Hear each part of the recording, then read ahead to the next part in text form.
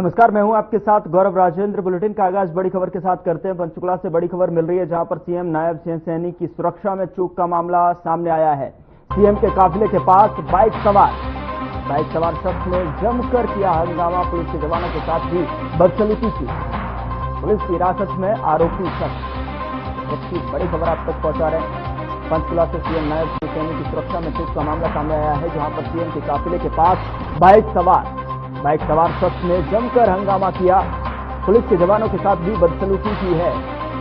Police की हिरासत में आरोपी शख्स, पुलिस ने हालांकि उसको हिरासत में ले लिया है। पंचकुला से यह मामला है, जहां पर सीएम नायब सिंह सैनी की सुरक्षा में चूक का मामला सामने आया है, जहां पर तस्वीरें आपकी टेलीविजन स्क्रीन पर जहां देख सकते हैं किस तरीके से जो है सीएम के काफिले के पास ये बाइक सवार शख्स जो है बदसलूकी करता हुआ नजर आया।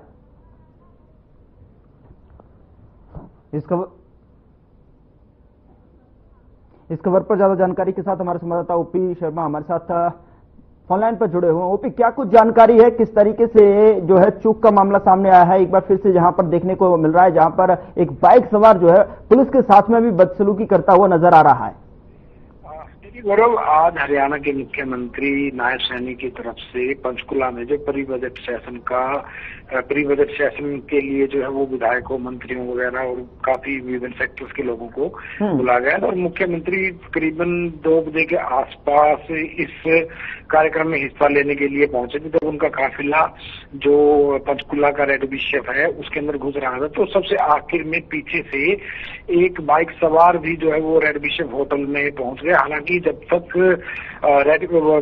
तक जो शख्स था वो मुख्यमंत्री के काफिले में पहुंचा, तब तक मुख्यमंत्री जो है कार्यक्रम में जा चुके थे। लेकिन कहीं ना कहीं एक हल्की सी पुलिस की लापरवाही जो ये जरूर मानी जाएगी। और जब वो जो शख्स था उसका नाम जो नसीब बताया जा रहा है, और ये जो पंचकुला से ऊपर थोड़ा सा पहाड़ों में जाते हैं तो पिंजौर एक इलाका है, वहां का रहने वाला बताया गया। और जिस तरीके से इसने पुलिस वालों से एक तरीके से जो दुर्व्यवहार किया, उनका कहा कि मुझे हाथ मत लगाना, हाथ तोड़ दूंगा, काफी कुछ और शब्द भी उसने इस्तेमाल किया है। तो कहीं ना कहीं इसका शायद एक हल्का सा दिमागी तौर पर अस्वस्थ होना भी एक मतलब माना जा सकता है। लेकिन अभी ज्यादा कुछ नहीं बोलेंगे। फिलहाल पुलिस जो है आरोपी को पकड़कर पंचकुला के सेक्टर 7 में लेकर गई है और उससे जो है पूछताछ कर रही है। अगर पूछताछ में कुछ सामने आता है तो उसके बाद जो है वो कहीं ना कहीं अगली जो है वो कार्रवाई की जाएगी। लेकिन कहीं ना कहीं पुलिस की लापरवाही जरूर मानने के देखेंगे। ठीक है कि वो काफिले के पीछे चल रहा था और अंदर चला गया, लेकिन सवाल ये उठता है कि जहां सीएम की गाड़ी थी उस दौरान तक उसको क्या कोई रोकने वाला नहीं था? बिल्कुल। लेकिन सवाल ये भी उठ रहा है कि जिस तरीके से एक वीवीआईपी रूट तय होता है, वहां पर जो है प्रोटोकॉल के तहत कई लेयर की सुरक्षा वहां पर की जाती है, लेकिन आखिरकार ये जो है शख्स जो तस्वीरों में दिखाई दे रहा है वो वहां तक कैसे पहुंचा? आखिर इसमें जो है क्या इसकी कोई चेकिंग वगैरह या फिर इससे जो है पूछताछ किस तरीके की हुई? देखिए गौरव, अभी फिलहाल पुलिस इस बारे में कुछ नहीं कह रही है। आरोपी को सेक्टर 7 के थाना पुलिस स्टेशन में ले जाया गया और उसके बाद उसका जो है अगला मेडिकल करवाते हैं या दूसरे पूछताछ करते हैं, जो भी होता है उसके बाद अगला कनेक्शन खाएंगे। लेकिन जहां तक सुरक्षा में चूक की बात है, चूक हुई है और किस स्तर पर हुई है, तो इस मामले की जाहिर सी बात है सीआईडी कहीं ना कहीं इसकी या सीआईडी जो है उसकी जांच करके जो है अपनी रिपोर्ट संबंधित अधिकारियों को देगी और जो भी कहीं ना कहीं इसमें दोषी होंगे उनके खिलाफ जो भी रूल्स बनते हैं उसके आधार पर कार्रवाई की जाएगी। लेकिन फिलहाल ये कहना मुश्किल है कि इस मामले में कौन कितना दोषी है। जी, क्या पुलिस की तरफ से इस पर कोई प्रतिक्रिया सामने निकल कर आई है? नहीं, अभी पुलिस इस मामले में कुछ भी नहीं बोल रही, क्योंकि मुख्यमंत्री से जुड़ा हुआ सीधा मामला है, इसलिए पुलिस इस मामले में कुछ भी नहीं बोल रही। और ये भी है कि इतना ये कह सकते हैं कि उसको सेक्टर 7 में पुलिस लेकर गई है और वहां पर उसकी पूछताछ करवाई जा रही है। अगर पूछताछ में कुछ ऐसा मिलता है तो जाहिर सी बात उसका मेडिकल, अगर दिमागी तौर पर पुलिस को किसी तरह का कोई डाउट होता है कि जिस तरह के वो शब्द इस्तेमाल कर आमतौर पर एक सभ्य किस्म का इंसान जो इन शब्दों का इस्तेमाल नहीं करता कि पुलिस वालों कहते हैं कि मैं तुम्हारे हाथ तोड़ दूं, मुझे हाथ लगाया, तो अब थोड़ा सा इंतजार हमें शायद करना चाहिए। पुलिस अगले 1-2 घंटे में पूरे वाकये को जो है वो साफ कर देगी खुद ही। जी ठीक है, बहुत बहुत शुक्रिया तमाम जानकारी साझा करने के लिए ओपी। खबरों में आगे बढ़ते हैं। विधायक सुनील सांगवान के पिता के निधन पर सीएम सैनी ने अपने सोशल मीडिया पर ट्वीट कर दुख व्यक्त किया है। सीएम ने लिखा कि आज चरखी दादरी से टीम हरियाणा के हमारे विधायक सुनील सांगवान जी के पिताजी वरिष्ठ नेता पूर्व कैबिनेट मंत्री चौधरी सतपाल सांगवान जी के दुखद निधन का समाचार प्राप्त हुआ है। ईश्वर दिवंगत आत्मा को अपने श्री चरणों में स्थान दे, वह शोकाकुल परिजनों को यह दुख सहने की शक्ति प्रदान करे। विनम्र श्रद्धांजलि।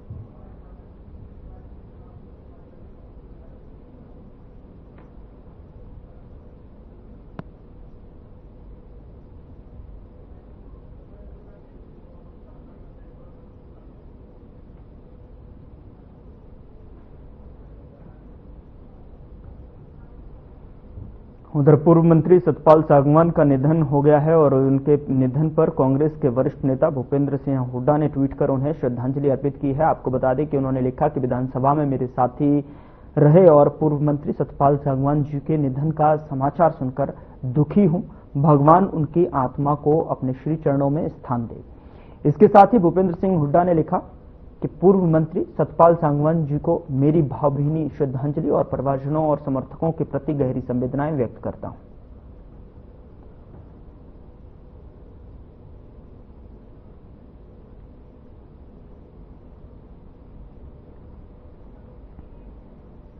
उधर पूर्व कैबिनेट मंत्री के निधन पर कांग्रेस के सांसद दीपेंद्र हुड्डा ने अपने सोशल मीडिया एक्स पर पोस्ट कर श्रद्धांजलि अर्पित की है। साथ ही आपको बता दें कि सांसद हुड्डा ने लिखा कि हरियाणा सरकार के पूर्व मंत्री रहे सतपाल सांगवान जी के निधन का समाचार दुखद है। दिवंगत आत्मा को भावभीनी श्रद्धांजलि और परिजनों के प्रति गहरी संवेदनाएं व्यक्त करता हूं। भगवान से प्रार्थना है कि दुख की इस घड़ी में दिवंगत आत्मा को शांति और परिवारजनों को संबल प्रदान करे।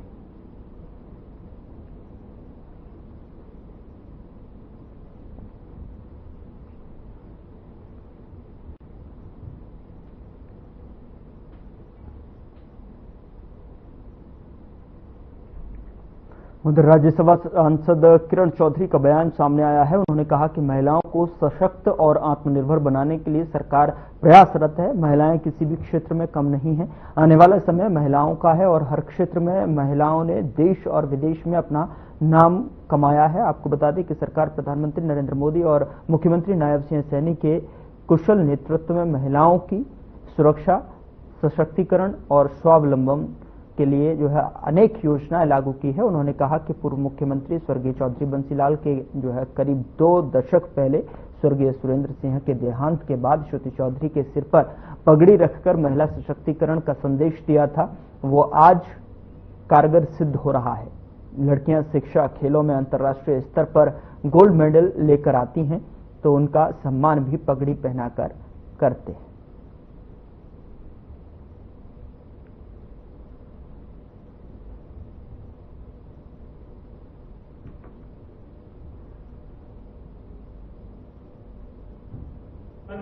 समस्त सारे साथियों का पूरा विश्वविद्यालय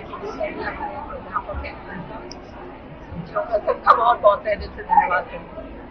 महिलाएं महिला का नाम वो करुणा है, वो शक्ति है और वो उसका नाम वो कहते हैं ना देवी है और उसके साथ साथ उसका वो कर्म है जो विश्व को आगे लेकर जाता है। समस्त महाविद्यालय परिवार प्रस्तुत किया था वो ग्रुप फोटो। उधर नगर पालिका चुनाव की मतदान प्रक्रिया निष्पक्ष एवं शांतिपूर्वक तरीके से संपन्न हो गई है। इस चुनाव में 82.7% मतदाताओं ने मतदान किया है। बता दें कि रिटर्निंग अधिकारी एवं एसडीएम मोहित महाराणा ने मतदान प्रक्रिया संपन्न होने के उपरांत उक्त जानकारी देते हुए बताया कि हरियाणा निर्वाचन आयोग के निर्देशों की पूर्ण रूप से अनुपालन करते हुए मतदान प्रक्रिया शांतिपूर्ण तरीके से संपन्न करवा लिया गया है। उन्होंने बताया कि अब 12 मार्च को औद्योगिक प्रशिक्षण संस्थान माजरा प्याऊ में मतगणना का कार्य निष्पक्ष एवं पारदर्शी तरीके से संपन्न करवाया जाएगा। आईटीआई परिसर में मतगणना केंद्र स्थापित किया गया है।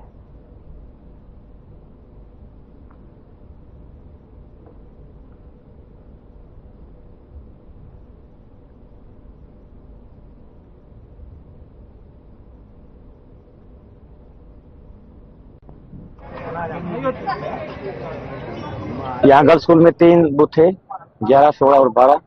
लगभग 85% वोटिंग हुई है। बिल्कुल शांतिप्रिय वोटिंग हुई है। लगातार काउंटिंग चलता रहा है वोट। सुरक्षा के कैसे प्रबंध रहे? बहुत जबरदस्त प्रबंध थे। डीसी साहब भी आए थे, बीच बीच में काफी पुलिस, एसडीएम साहब, तहसीलदार साहब बीच बीच में आते रहे और पुलिस फोर्स पूरी थी। ढंग से सभी बूथों पे संपन्न हो चुका है, यानी कि ऑलमोस्ट।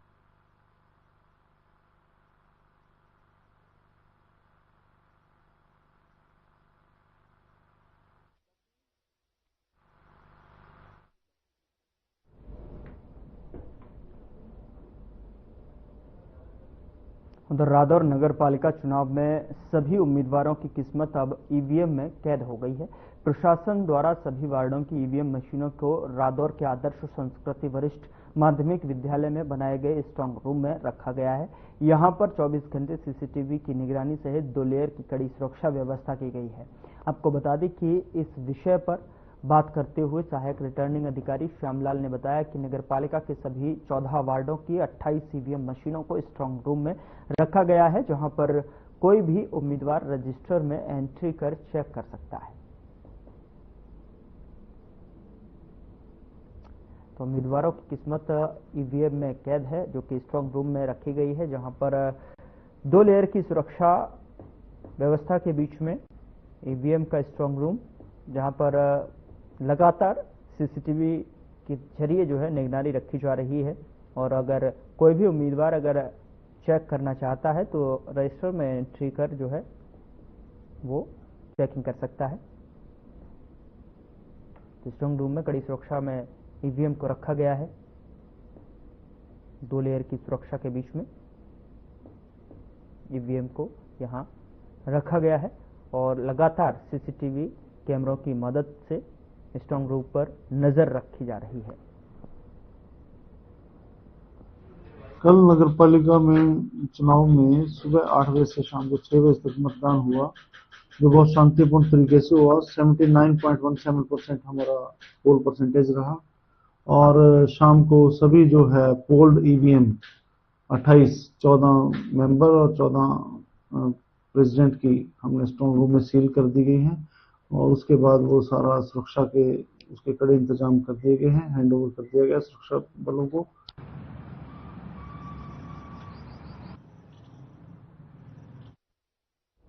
मुदरहासी उपमंडल के महजत गांव में पति ने अपनी पत्नी भरपो देवी पर तेल छिड़ककर उसे जिंदा जला दिया।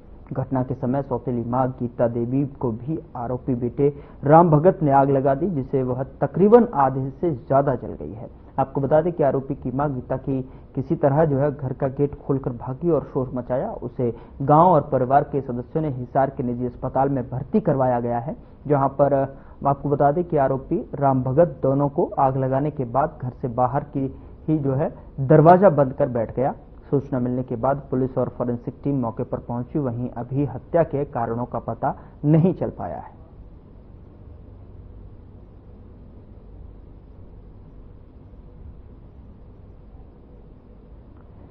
पति ने पत्नी को जिंदा जलाने की यह खबर जो है हांसी से सामने आई है, जहां पर सौतेली मां को भी आग लगा दी गई। सूचना पाकर मौके पर पुलिस और फॉरेंसिक की टीम जो है घटनास्थल पर पहुंची और तमाम साक्ष्य जुटाने की कोशिश। हालांकि अभी तक जो है आग लगाने के कारणों का पता नहीं चल पाया है, लेकिन पुलिस जो है बारीकी से जो है गहनता से जांच करती हुई नजर आ रही है। पति ने पत्नी को जिंदा जलाने की खबर हांसी से है, जहां पर सौतेली मां को भी उन्होंने जो है आग लगा दी और किसी तरह से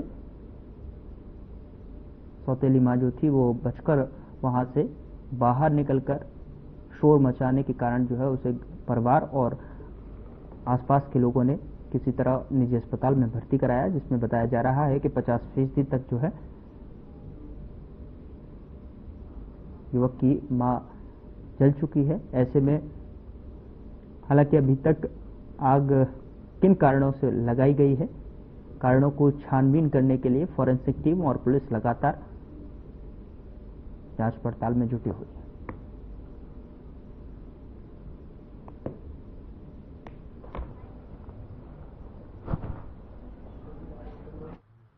आज सूचना मिली थी हमें कि मैजद गांव में ऐसे ऐसे एक घर में आग लग गई है। फिर पता लगा कि उस आग में एक भरपो देवी है, उसकी मौके पे डेथ हो गई है, और एक और है जो सोने हॉस्पिटल में एडमिट है। तो 2 लेडीज थी इसमें। तो उनकी जो भी आगे शिकायत मिलेगी, जो भी बयान होंगे, उसके नियमानुसार कार्रवाई कर दी जाएगी। कारणों का पता चला सर, किस प्रकार ये आग लगी, क्या वजह रही? बताने वाले कुछ हैं, कुछ सूचनाएं हैं, तो वो अभी बहुत शीघ्र होगा उसके बारे में कुछ बताना। तो जैसे भी कोई भी शिकायत या बयान मिलेंगे, जो भी जांच में बात आगे सामने आएगी, उसमें साथ के साथ कार्रवाई कर दी जाएगी।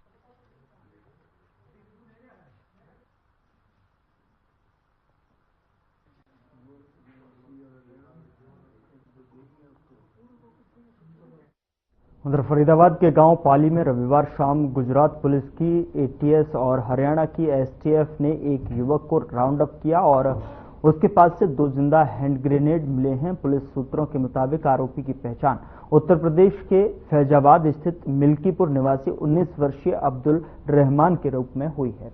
आपको बता दें कि सभी मौके पर भारी संख्या में पुलिस को जो है देखकर दंग रह गए। और आपको बता दें कि इस दौरान ग्रामीणों ने एसटीएफ की कार्रवाई की वीडियो बनाकर सोशल मीडिया पर शेयर किया है, जो शाम से जमकर वायरल हो रही है। फिलहाल फरीदाबाद पुलिस इस मामले में चुप्पी साधे हुए है।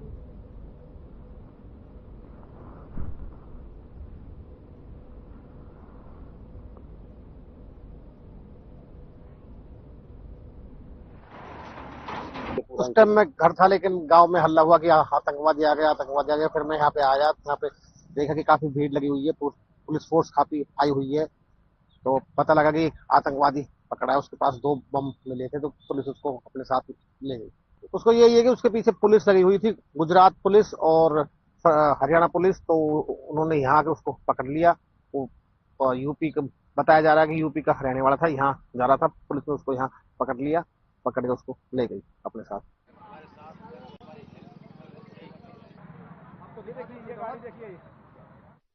फरीदाबाद के सोहना रोड स्थित पाली इलाके में गुजरात एटीएस और फरीदाबाद पुलिस की संयुक्त कार्रवाई में एक खंडहर मकान में 2 जिंदा हैंड ग्रेनेड बरामद किए गए हैं। ये बरामदगी एक आतंकी संगठन से जुड़े संदिग्ध युवक की निशानदेही पर की गई है, जिसे गुजरात से गिरफ्तार किया गया था। सूत्रों के मुताबिक गुजरात एटीएस ने अब्दुल रहमान नामक 19 वर्षीय युवक को गिरफ्तार किया है। साथ ही आपको बता दें कि अब्दुल रहमान उत्तर प्रदेश के मिल्कीपुर फैजाबाद का निवासी है और कथित रूप से एक आतंकी संगठन से जुड़ा हुआ है। बता दें कि पूछताछ के दौरान उसने पाली इलाके के खंडहर मकान में छुपाए गए हथियारों की जानकारी दी। तो वहीं जिसके बाद एटीएस और फरीदाबाद पुलिस की टीम मौके पर पहुंची और आरोपी की गिरफ्तारी के बाद जांच की जा रही है।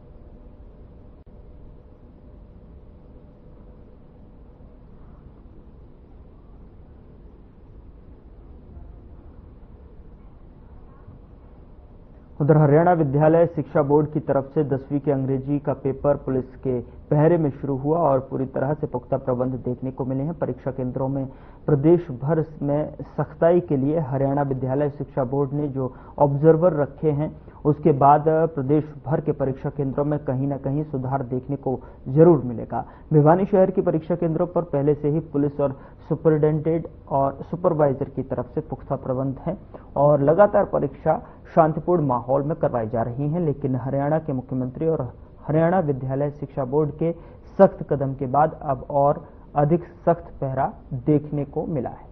साथ ही आपको बता दें कि भिवानी के राजकीय कन्या वरिष्ठ माध्यमिक विद्यालय सहित अनेक परीक्षा केंद्रों में लगातार 3 दिन से 12वीं और 10वीं की परीक्षा शांतिपूर्ण माहौल में देखने को मिली।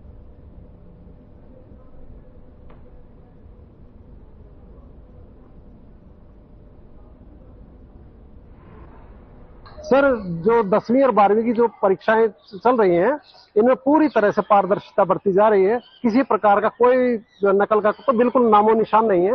हरियाणा सरकार, सेक्रेटरी बोर्ड, इनकी जो उम्मीदें हमसे हैं, हम उन पर खरा उतरने का प्रयास कर रहे हैं और जो जो हमें गाइडलाइन दी गई है उसके मुताबिक हम बच्चों की एंट्री करवा रहे हैं। बच्चों की एंट्री हम रोल नंबर देखकर, उनके आई कार्ड देखकर सब जो है अंदर करवा रहे हैं। बाहर का कोई बिना आई कार्ड के, बिना फालतू आदमी, उसका हमने कोई प्रवेश अंदर नहीं किया। आज सेंटर के अंदर बिल्कुल शांति प्रिय माहौल से अपना भाई परीक्षा चल रही है और एसपी साहब के निर्देशानुसार पुलिस फोर्स लगाई गई है। बाहर से अगर कोई हस्तक्षेप करेगा तो उसके खिलाफ कार्रवाई की जाएगी। अभी बिल्कुल पीसफुल माहौल चल रहा है। बाहर भी तो दोनों तरफ पुलिस, हाँ, सेंटर के चारों तरफ पुलिस तैनात है, अंदर भी, परीक्षा केंद्र के छतों पे भी और बाहर भी। कोई डिस्टर्ब नहीं है, कोई नहीं है।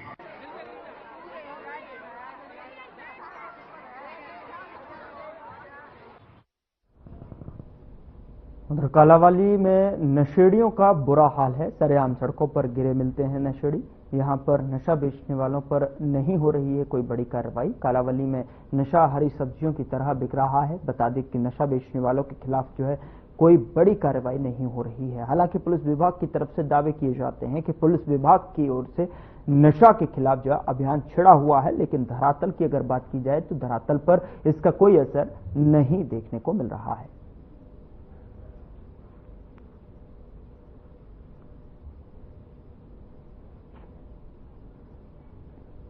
उधर सामाजिक कुरीतियों को रोकने के लिए गुर्जर समाज ने गांव बखापुर स्थित बाबा देव नारायण के मंदिर में महापंचायत की और थावर सिंह छाबड़ी की अध्यक्षता में हुई गुर्जर महापंचायत में 9 बिंदुओं पर चर्चा करके प्रस्ताव पास किया गया है। साथ ही ये भी फैसला लिया गया कि जो पंचायत के फैसले को नहीं मानेगा उसका सामाजिक बहिष्कार किया जाएगा।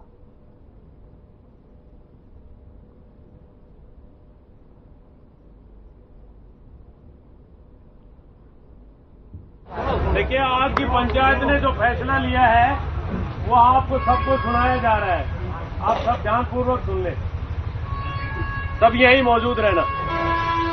आज दिनांक 2 मार्च 2025 को गांव बखापुर में बाबा देवनारायण जी के मंदिर में जिला रेवाड़ी के समस्त गुर्जर समाज के गांव की पंचायत हुई। इसमें समाज के मौजूद व्यक्तियों ने समाज में फैली कुछ कुरीतियों को रोकने के लिए निम्न प्रस्ताव पारित किए गए, जो सर्वसम्मति से आज से ही तुरंत प्रभाव से लागू होंगे।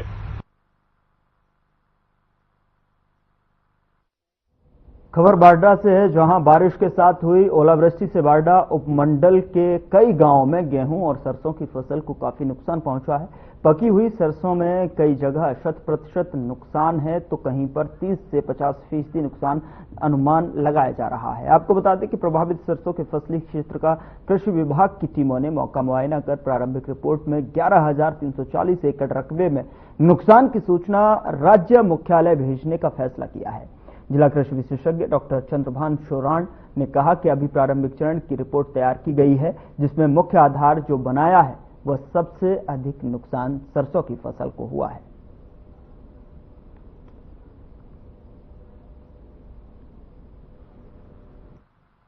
परसों शाम को अपने बारडा तहसील के कुछ गांवों के अंदर करीब 8-9 गांव हैं जिनके अंदर ओलावृष्टि से काफी ज्यादा नुकसान हुआ है। ये वारू तहसील की तरफ से ओलावृष्टि होती हुई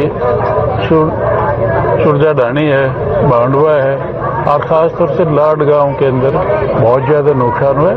आगे कुछ गांवों के अंदर जैसे चांदवास है, जेवली है, इन गांवों में कुछ एक जगह नुकसान हुआ है।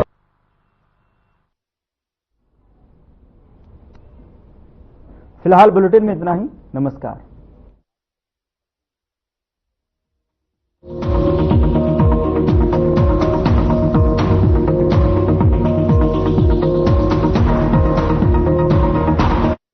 अधिकांश लोगों की धारणा है कि आयुर्वेदिक